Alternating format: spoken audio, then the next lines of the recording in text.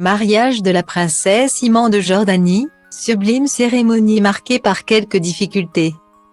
Cela faisait des mois qu'Iman de Jordanie et son fiancé Jameel Alexander Termiotti préparaient le jour J et l'attendaient avec impatience. Leur mariage a enfin eu lieu.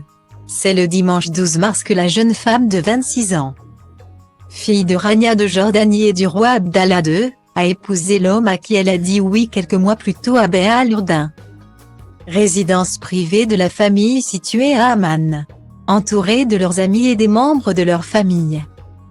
Les époux ont attiré tous les regards et ont enfin concrétisé leur amour. L'émotion était à son comble d'après point de vue qui dévoile les coulisses de cette cérémonie grandiose.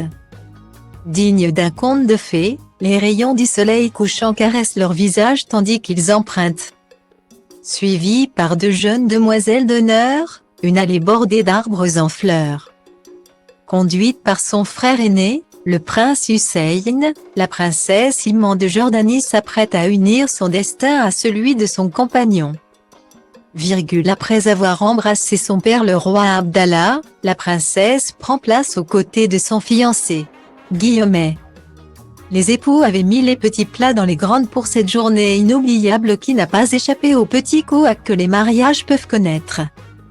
Notamment au moment de l'échange des alliances, l'imam invite le roi Abdallah à signer le contrat de mariage, avant de le présenter à la princesse Iman et à Jameel, les frères de la mariée. Hussein et Hachem apposent eux aussi leur signature, tous deux étant témoins de cette union. Iman et Jameel éprouvent quelques difficultés au moment d'échanger leurs alliances, ce qui ne manque pas de les faire sourire, précise l'hebdomadaire. Cet incident, évidemment sans gravité, n'a heureusement pas gâché la fête. La princesse Iman a débarqué dans une magnifique robe blanche de la maison Dior, spécialement conçue par Maria Grazia Chiuri. Fluide, la robe était ornée d'un magnifique décolleté en dentelle, le bout de ses manches et son voile servant de rappel. Quelques jours avant, lors de la fête du henné organisée par sa maman Rania en son honneur, Iman portait une autre tenue tout aussi jolie. Une création de Rema Dabour, brodée de fleurs blanches et de cristaux dorés.